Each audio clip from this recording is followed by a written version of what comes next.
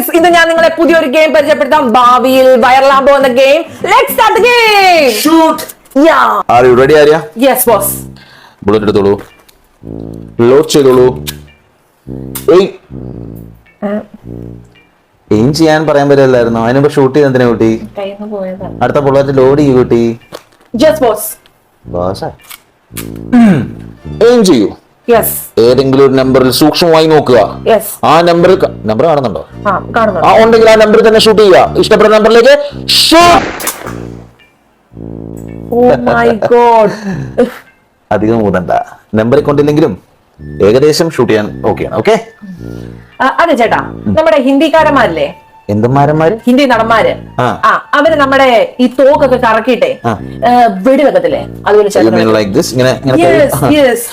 Simple അല്ലേ?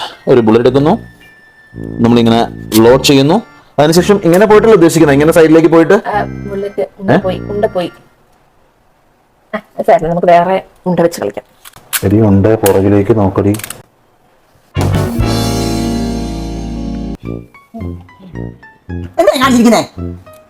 തോക്കാമേ, തോക്ക് കൊച്ചു കുട്ടികളല്ലേ,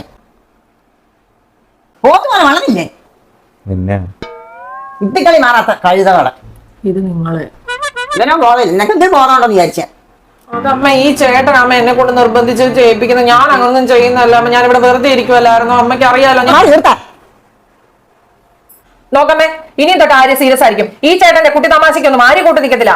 അമ്മയ്ക്ക് ഞാൻ പാത്തു തരുന്നു, ഇനി ആര്യ സീരിയസ് ആയിരിക്കും.